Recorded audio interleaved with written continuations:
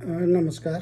मैले हिजो चाहिँ यो श्रीमद् भागवत गीता प्रथम अध्याय संस्कृत श्लोक र नेपाली भावानुवाद त्यसको ठ्याक्कै अनुवाद पढेर सुनाएको थिएँ। अब आज चाहिँ दोस्रो अध्यायतर्फ म यहाँहरूलाई लाँदैछु र अब यो पहिलो अध्यायमा चाहिँ महाभारतको युद्ध हुने निश्चित भइसकेपछि र लडाइँको लागि पाण्डव पक्ष र कौरव पक्ष दुवै पक्ष युद्ध मैदानमा गइसकेपछि भगवान श्रीकृष्ण चाहिँ अर्जुनको सारथी बन्नुभयो र अर्जुनको सारथी बनेर युद्ध मैदानमा गइसकेपछि र युद्ध मैदानमा अर्जुनले लडाइँ गर्न तयार आफ्नो विपक्षमा लडाइँ गर्न तयार भएका योद्धाहरू देख्दाखेरि सबै आफ्ना बन्धुबान्धव दाजुभाइ सबै नातागोताभित्रका मान्छेहरू र आफ्ना परम हितैषी व्यक्तिहरू तर कर्तव्यपरायणता र त्यतिखेरको प्रतिज्ञावश आफ्नो विपक्षमा रहेका योद्धाहरू देख्दाखेरि म चाहिँ लडाइँ गर्न सक्दिनँ, म बन्धु हत्या गर्न सक्दिनँ, अर्थात् म मित्रहरूको हत्या गर्न सक्दिनँ, म आफ्ना नातागोताको हत्या गर्न सक्दिनँ। त्यसरी हत्या गरेर पाएको राज्य सुख म भोग्न पनि सक्दिनँ भनेर कृष्णको सामु अर्जुन विचलित भएपछि श्रीकृष्णले सम्झाउने क्रममा द्वितीय अध्याय सुरु हुँदो रहेछ। यहाँहरू समक्ष म द्वितीय अध्याय सुरु गर्न गइरहेको छु। अध्याय 2। सञ्जय उवाच त्वं तथा कृपया आविष्ट मश्रुपूर्णाकुलेक्षणं विषीदन्तिमिदं वाक्य मुवाच मधुसूदन। अर्थात् सञ्जयले के भन्नुभयो भने करुणाले भरिएका शोकले व्याकुल भएका र आँखाभरि आँसु लिएका र विक्षिप्त बनेका अर्जुनलाई देखेर मधुसूदन कृष्णले निम्नलिखित शब्दहरू भन्नुभयो। कुतस्त्वा कस्मलमिदं विषमे सम्पस्थितम् अनार्यजुष्टम स्वर्गम कीर्तिकर म अर्जुन। भगवानले के भन्नुभयो त भन्दाखेरि हे प्रिय अर्जुन, तिमी जस्तो बलवान मान्छेमा यी खिन्नताहरू कसरी आए? जीवनको मूल्य बुझ्ने, जीवन के हो, जीवन आदर्श के हो भन्ने बुझ्ने तिमी जस्ता मान्छेहरूले यस्ता कुराहरू गर्न सुहाउँदैन। न यसबाट स्वर्गीय लोकहरूको प्राप्ति हुन्छ, न हाम्रो कीर्ति नै रहन्छ, न लोकको कल्याणै हुन्छ। वदन्ति ततत्त्व विदस्तवम यज्ञान मध्ययम ब्रह्मेति परमात्मेति भवानेति शब्दते। त्यस्तै ईश्वर परमं कृष्ण सच्चिदानन्द विग्रह अनादिरादिर्गोविन्द सर्वकारकारणम् एते चांचकला पुषं कृष्णस्तु भगवान स्वयं इन्द्रादि व्याकुलं लोक मुणयन्ति युगे युगे। क्लैब्यमास्म गम पार्थ नैनत्यपपद्यते क्षुद्रं हृदय दौर्बल्यं त्यक्तोस्थित परन्तप। हे पार्थपुत्र अर्जुन, तिमी नामर्द नबन, तिमी जस्तो वीरलाई यो शोभा दिँदैन। हे शत्रुको दमनकर्ता, हृदयको क्षुद्र दुर्बलतालाई त्याग, युद्ध गर्न उठ। यति कृष्णले भनिसकेपछि अर्जुनले के भन्दा रहेछन् भने कथम विस्ममहं सङ्ख्ये दृढं च मधुसूदन इषुभि प्रतियोक्ष्यामि पूजार बहारी सूदन। हे शत्रुअन्त, हे मधुसूदन, हे भगवान श्रीकृष्ण, मैले कसरी युद्धभूमिमा भीष्म र द्रोण जस्ता पूजनीय व्यक्तिहरूमाथि बाणले प्रतिहार गरौँ, जसले मलाई चाहिँ बाल्यकालदेखि यो कालसम्म शिक्षा दीक्षा दिनुभयो। उहाँहरूकै लालन पालनमा म हुर्केँ भने उहाँहरू नै प्रति म कसरी बाण प्रहार गर्न सक्छु हे कृष्ण भनेर अर्जुनले भनिसकेपछि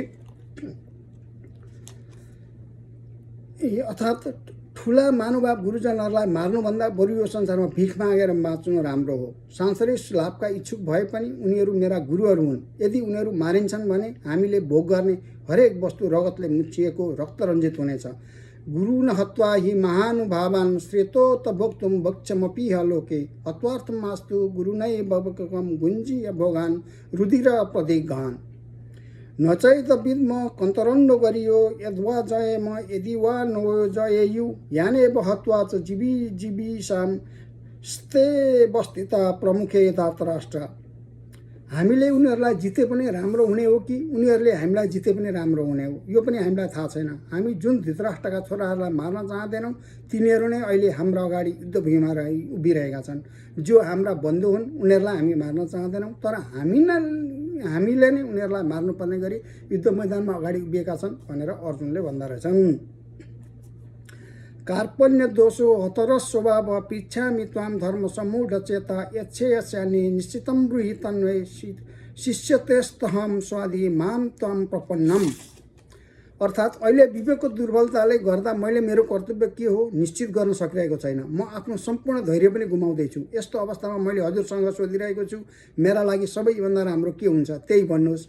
म हजुरकै शिष्य हुँ, हजुरकै शरणमा आएको छु, अत कृपा गरेर मलाई समुचित उपदेश दिनुहोस्।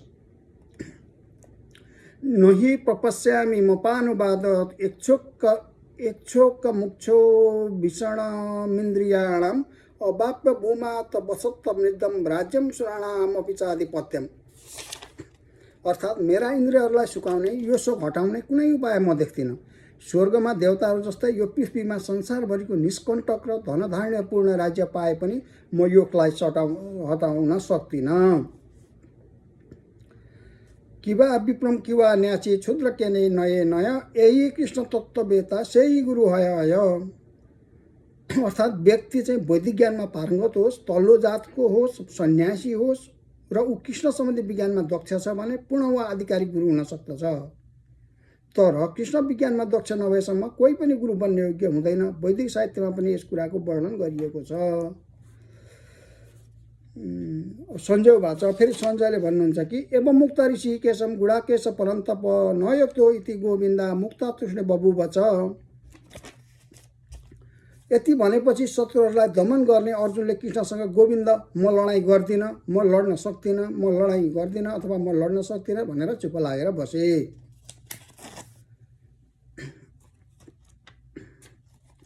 त्यसपछि चाहिँ तमुवाच ऋषिकेश प्रहसन्निव भारत सेनयोरुभयोर्मध्ये विषिदन्तमिदं वच। हे भरतवंशी अर्जुन, त्यस समयमा दुवैतर्फका सैनिकहरू बिचमा शोकमग्न भएका अर्जुनलाई कृष्णले हाँस्दै यी शब्दहरू भन्नुभयो। अशोच्या श्री भगवानोवाच, भगवानले चाहिँ के भन्नुहुँदो रहेछ भने अशोच्यान्नवगोशोषस्तम प्रज्ञावार्ध सम्भाषसे गतासुन गतासुश्चम नानु शोषन्ति पण्डिता। भगवानले भन्नुभयो कि तिमी कुरा विद्वानका जस्ता गर्छौ, तर जसका लागि शोक गर्न आवश्यक छैन त्यसैका लागि शोक गरिरहन्छौ। पण्डितहरू न जिउँदाका लागि शोक गर्छन् न मरेकै लागि शोक गर्छन्। अर्थात् ज्ञानी व्यक्तिहरू न मर्दा जिउँदाका लागि शोक गर्छन् न मरेका लागि शोक गर्छन् भन्नुको मतलब चाहिँ विद्वानहरू चाहिँ जन्म र मृत्युलाई स्वाभाविक रूपमा लिन्छन्। नतेवाम जातु नासम त तोममेव जनाधिपा नचैव न त भविष्यामि सर्वै भवयतपणम। योभन्दा पनि अघि म नभएको, तिमी पनि नभएको, यी राजाहरू पनि नभएको कुनै समय थिएन र पछि भविष्यमा पनि यी सबैको अस्तित्व नभएको कुनै समय हुने छैन।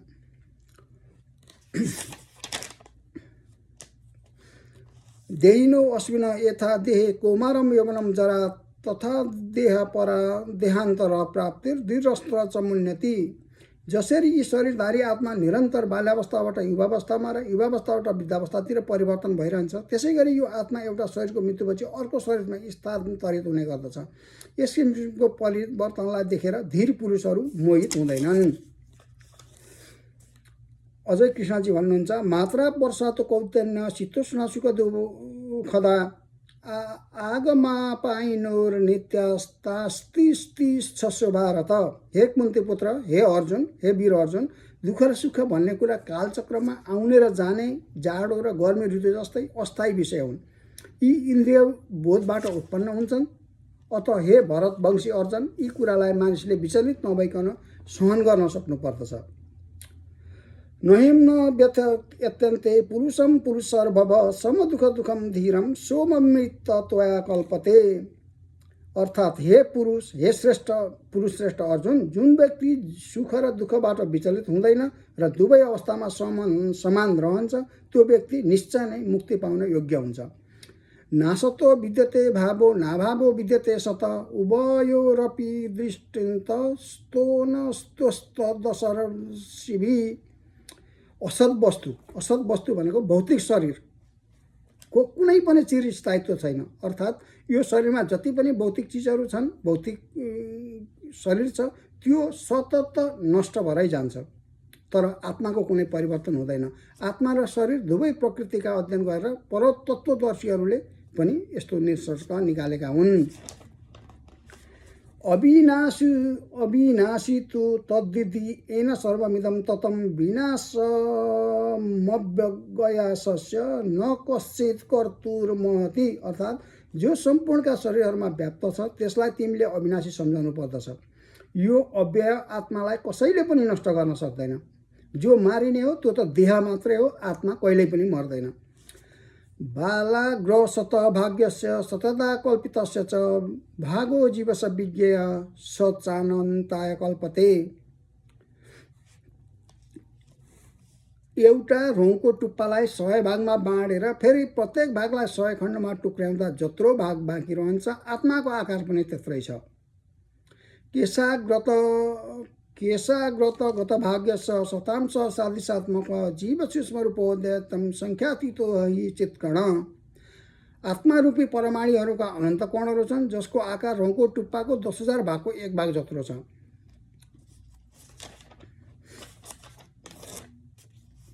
अन्तबन्त इमे देहा नित्यशोक्ता शरीरिण अनाशिनो च प्रमेयस्य तस्मा बुद्धस्व भारत।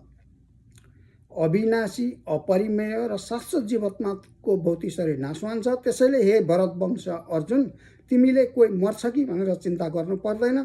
तिमीले युद्ध गर, तिम्रो कर्तव्य नै युद्ध गर्ने हो।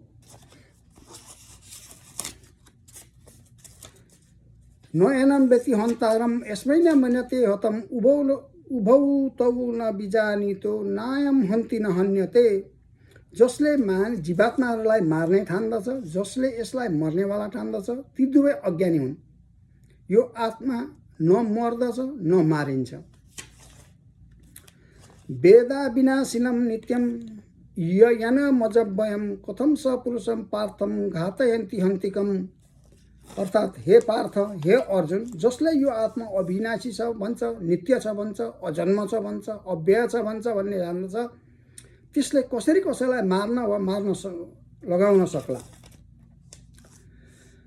वासांसि जीर्णानि यथा निहाय नवानि गृहतानि नरोपराणि तथा शरीराणि विहाय जीर्णा नन्यानि संयाति नवानि देहि। अर्थात् जसरी मान्छेहरूले पुराना वस्त्र त्यागेर नयाँ वस्त्र धारण गर्दछ, त्यसै गरी आत्माले पनि पुराना र काम नलाग्ने शरीरलाई त्यागेर नयाँ शरीर, भौतिक शरीर धारण गर्दछ।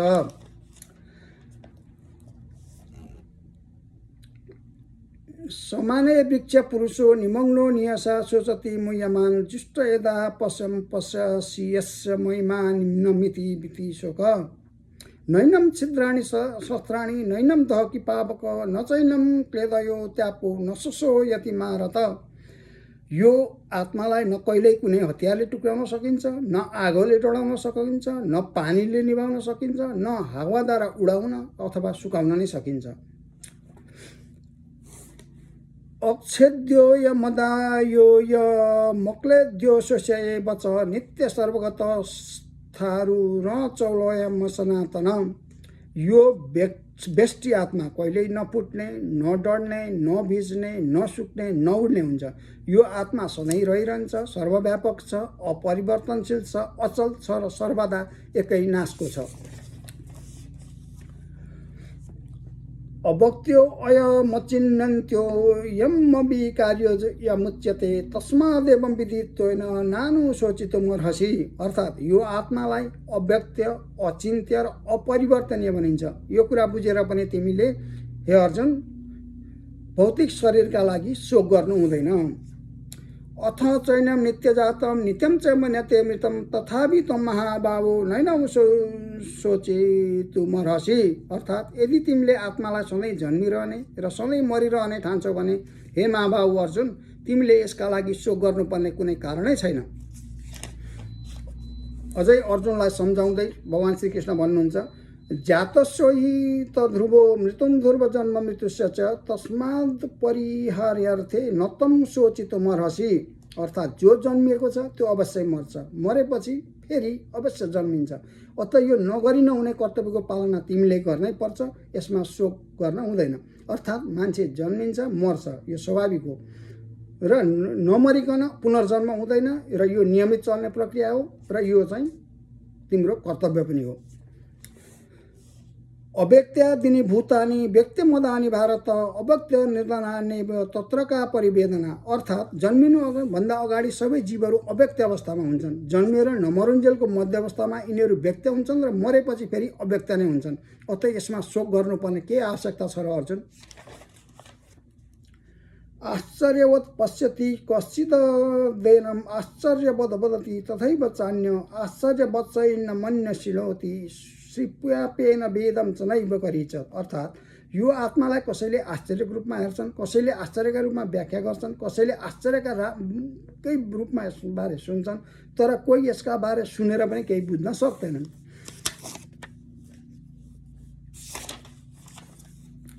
देही नित्यम बद्धो य देहम सर्वस्य भारत तस्मात् सर्वाणि भूतानि नतम शोचितुमर्हसि। हे भरतवंशी अर्जुन, शरीरमा रहेका शरीरका स्वामीहरूलाई हामीले कहिल्यै मार्न सक्दैनौँ। त्यसैले पनि कुनै जीवात्माका लागि यो मर्छ भनेर तिमीले शोक गर्नै पर्दैन। स्वधर्ममपि चावेच्य न विकम्पितुमर्हसि धर्मादि युद्धाक्षयो न त क्षत्रियस्य च विद्यन्ति। एउटा क्षत्रियले गर्नुपर्ने विशिष्ट कर्तव्यलाई विचार गरेर धर्मका लागि युद्ध गर्नुभन्दा राम्रो अरू कुनै कार्य छैन भन्ने कुरा तिमीले बुझ्नुपर्छ र यस्तो कार्य गर्न तिमीले कुनै सङ्कोच मान्नु हुँदैन।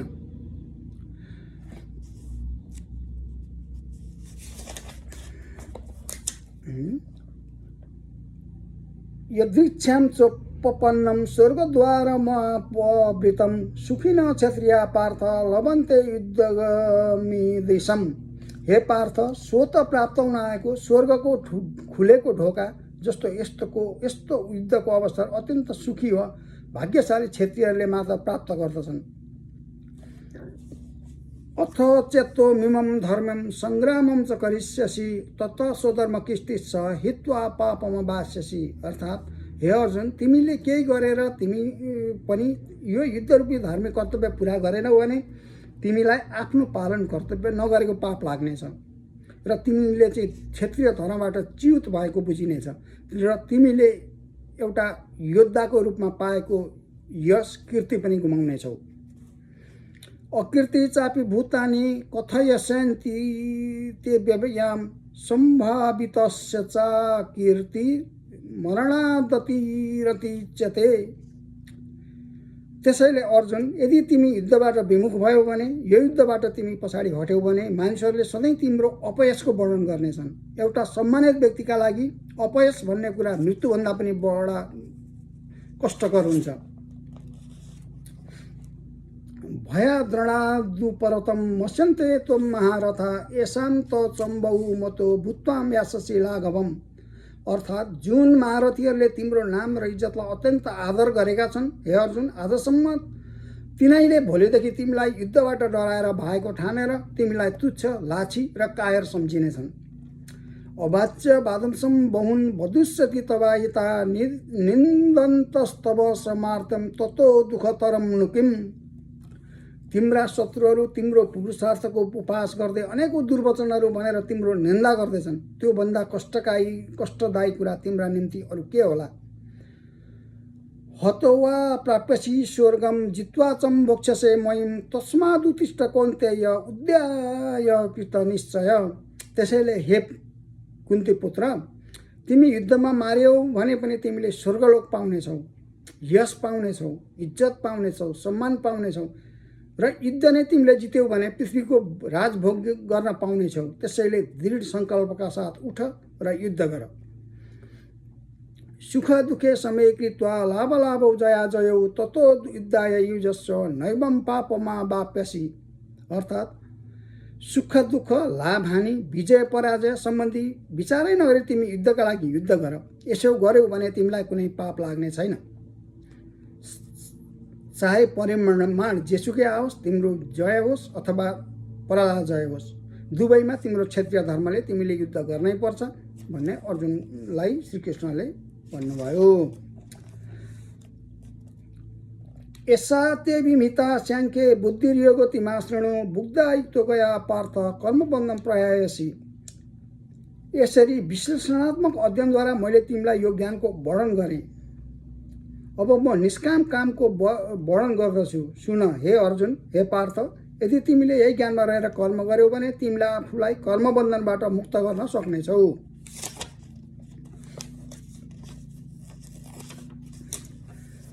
नेहा विक्रमना स्वस्ति प्रत्यवायो न विद्यते स्वल्पमप्यस्य धर्मस्य त्रायते महतो भयात्।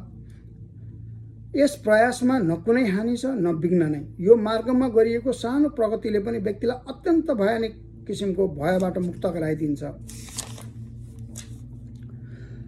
व्यवसायत्मिका बुद्धि रेकेह कुरु नन्दन बहुशाखा हनन्तांश बुद्धयो व्यवसायिनाम। अर्थात् हे अर्जुन, जो व्यक्ति यो मार्गमा लागेका छन्, जो आफ्नो लक्ष्यमा दृढ छन्, तिनीहरूको उद्देश्य एउटै हुनुहुन्छ हे कुरुनन्दन।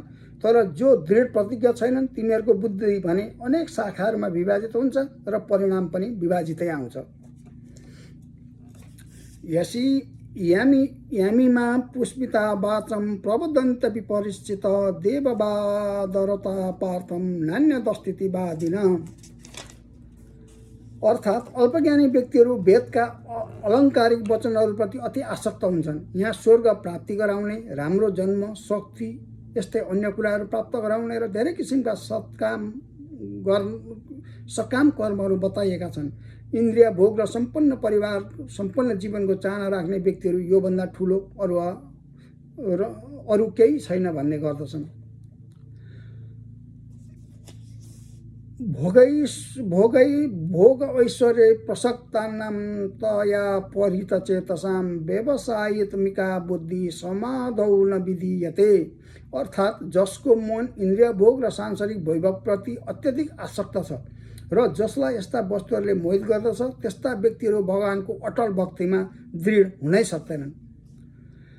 त्रैगुण्य विषय वेद निस्त्रैगुण्य भवार्जुन निर्द्वन्द्वो नित्य सत्तस्तो निर्गयो क्षमा आत्मवान। अर्थात् वेदमा मुख्य गरी 3 प्रकृतिका गुणहरूको सम्बन्धमा उल्लेख छ। त्यसैले हे अर्जुन, तिमी ती गुणभन्दा पनि पर जाऊ, सम्पूर्ण द्वैत भावबाट मुक्त हौ, समस्त लाभ र सुरक्षाका चिन्ताबाट पनि मुक्त हौ र आत्मामा स्थित हौ। यावनर्थ उदापाने सर्वत सम्प्लुतोदके तावान सर्वेषु वेदेषु ब्राह्मणस्य विजानत। जसरी एउटा सानो कुवाको काम विशाल जलाशयबाट तुरुन्त पुरा हुन्छ, त्यसै गरी वेदका पछाडि रहेको प्रयोजन परब्रह्मलाई जानेपछि स्वत पूर्ण हुन्छ। कर्मण्येवाधिकारस्तु मा फलेषु कदाचन मा कर्म फल हेतुर्बुर्माते सङ्गोषत् कर्मणि। अर्थात् आफ्नो विपरीत कर्म गर्ने मात्र अधिकार छ, तर कर्मको फल पाउने नपाउने भन्ने कुरा तिम्रो अधीनमा छैन। त्यसैले आफूलाई कर्मफलको कारण पनि कहिल्यै नसोच र कर्तव्य गर्नबाट पनि विमुख कहिल्यै नहो। तिमीलाई आफ्नो निर्धारित कर्म गर्ने मात्र अधिकार छ, तर कर्मको फल पाउने कुराको अधीनमा छैन। तिमीले आफूलाई कर्मको कारण कहिल्यै पनि नसोच र कर्तव्य गर्नेबाट विमुख पनि कहिल्यै नभन। त्यही रहेछ यो चाहिँ कर्म गर फलको आशा नराख भनेको चाहिँ कर्मण्येवाधिकारस्तु मा फलेषु कदाचन मा कर्म फल हेतुर्बुर्माते सङ्गोऽस्तर कर्मणि। योगस्थ गुरु कर्माणि संगत्य धनञ्जय सिद्ध सिद्धयो समो भूत्वं समत्वं योग उच्यते। अर्थात् हे अर्जुन, असफलता वा सफलतामा सम्पूर्ण आसक्तिलाई त्याग गरेर समभावमा रहेर आफ्नो कर्तव्य गर। यही समभावनालाई नै योग भनिन्छ। दूरेण ह्यपरं कर्म बुद्ध योगा धनञ्जय बुद्धौ शरणं मन्विन्छ कृपणा फल हे तब। अर्थात् हे धनञ्जय, भक्तिमय सेवाद्वारा सम्पूर्ण निर्दित कर्मबाट टाढा बस र त्यही सेवाभावमा रहेर भगवानको शरणमा पर। आफ्ना सकाम कर्महरूको फल भोग्न चाहनेहरू कृपण हुन्, तुच्छ विचारका हुन्।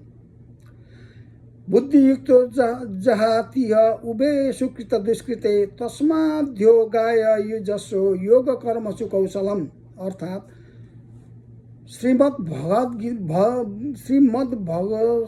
भगवत भक्तिमा लागेको मानिसले, भगवानको भक्तिमा लागेको मानिसले यही जीवनमा नै आफूलाई राम्रा र नराम्रा दुवै कर्मबाट मुक्त गराउँछ।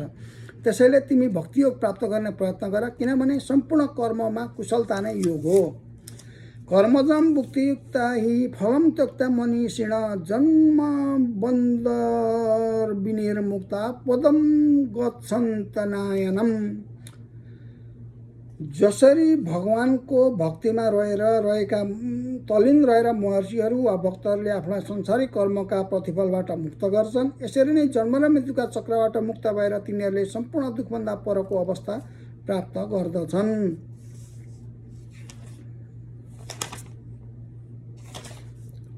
यदासे मोह कलिलं बुद्धि वर्तितरस्यति तदा गन्तासि निर्वेदम श्रोतवस्य सुतस्य च। अर्थात् जब तिम्रो बुद्धिले मोहरूपी घना जङ्गललाई पार गर्नेछ त्यस समय तिमी पहिल्यै सुनिसकिएका र सुन्नुपर्ने सबै कुराप्रति विरक्त हुनेछौ। श्रुति विप्रपति पन्नाते यदा स्थास्यति निश्चला समाधा बचला बुद्धिस्तथा योगमा बप्यसि। अर्थात् जब तिम्रो मन भेदका अलङ्कारिक भाषाहरूबाट विचलित हुने छैन र आत्माको अनुभूतिमा एकाग्र भएर स्थिर रहनेछ तब मात्र दिव्य चेतना प्राप्त गर्नेछौ। भगवानले यति भनेपछि अर्जुनले के भन्दा रहेछन् भने इष्ट प्रज्ञस्का भाषा समाधिस्थ च केशव स्थिति दति किम प्रवासेत किमासित व्रजेत किमम।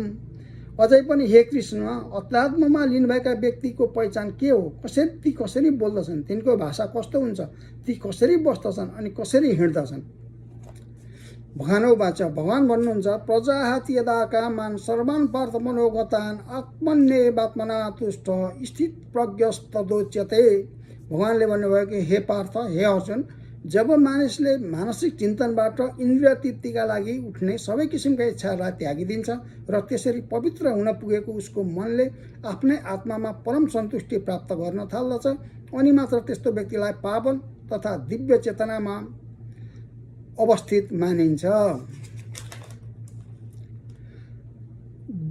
दुःखेष्वनुद्विग्न मना सुखेषु विगत स्प्रिय वितरागयम क्रोध स्थित धीर मुनि रुच्यते।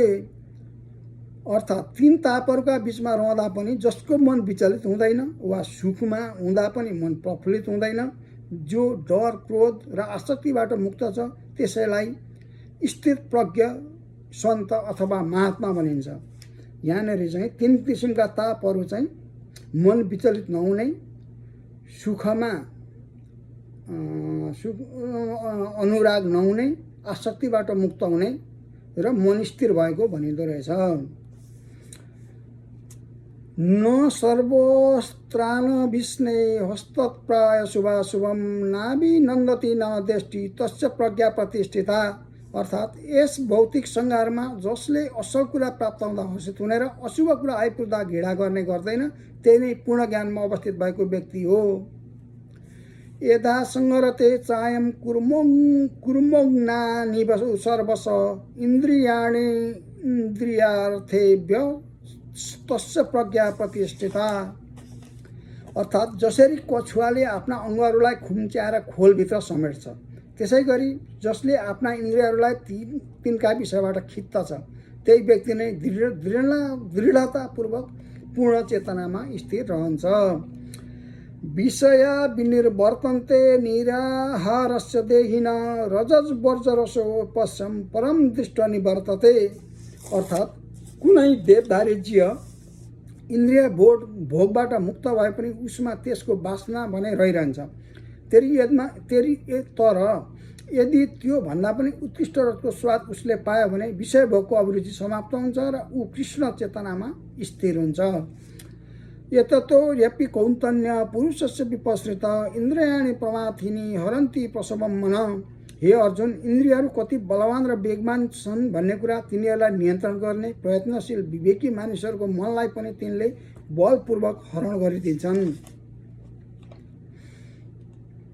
तानि सर्वाणि संयम्य युक्त आसित मत्पर बसै यस्येन्द्रियाणि तस्य प्रज्ञा प्रतिष्ठिता। अर्थात् जुन व्यक्तिले आफ्ना इन्द्रियहरूलाई पूर्णतया नियन्त्रणमा राखेर निग्रह गरेको छ र आफ्नो चेतनालाई मनमा स्थिर गरेको छ त्यही व्यक्ति स्थित प्रज्ञ मानिन्छ अथवा विद्वान मानिन्छ।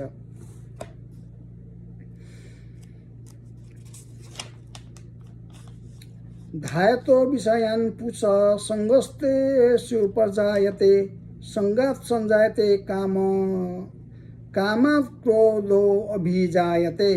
इन्द्रियका विषयहरूको चिन्तन गर्दा गर्दै मानिस तिनै विषयमा आसक्त हुन्छ। त्यसो आसक्तिबाट काम उत्पन्न हुन्छ र कामबाट क्रोध उत्पन्न हुन्छ। क्रोधाद्भवति सम्मोह सम्मोहाद्भवति स्मृति विस्भ्रम स्मृति वंशात् बुद्धनाशो बुद्धिनाशात् प्रणश्यति। अर्थात् क्रोधबाट पूर्ण मोह उत्पन्न हुन्छ, मोहबाट स्मरण शक्ति भ्रमित हुन्छ, स्मरण शक्ति भ्रमित भएपछि बुद्धिनाश हुन्छ। जब बुद्धि हराउँछ मानिस यो संसार रूपी कुवामा फेरि खस्दछ।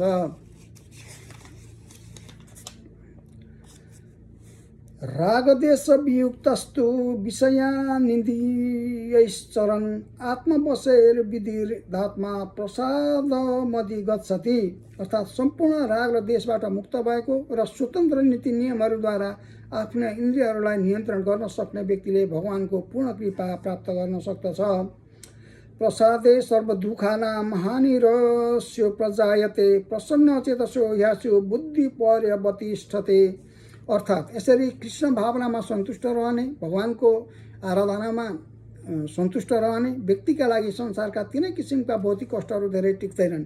यस किसिमको तृप्त चेतनामा रहने व्यक्तिको बुद्धि पनि चाँडै नै स्थिर रहन्छ। नास्ति बुद्धिरयुक्तस्य च चायुक्तस्य च भावना न चाभावयत शान्तिस्य कुतः सुखम। अर्थात् जो व्यक्ति कृष्ण भावनामा रहेर भगवानसँग जोडिएको छैन त्यो व्यक्तिको न बुद्धि नै दिव्य हुन सक्छ, न मन नै स्थिर हुन सक्छ। अस्थिर मन भएका व्यक्तिले शान्त प्राप्त गर्न सम्भव छैन र शान्ति बिना सुख पनि सम्भव छैन।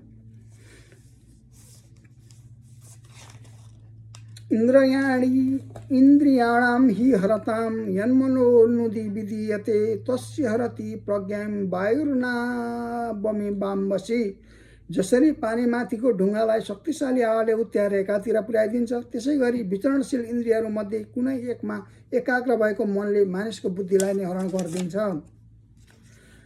तस्मादस्य महाबाहो निगृहीतानि सर्वश इन्द्रियाणीन्द्रियार्थेभ्यस्तव्य प्रज्ञा प्रतिष्ठिता।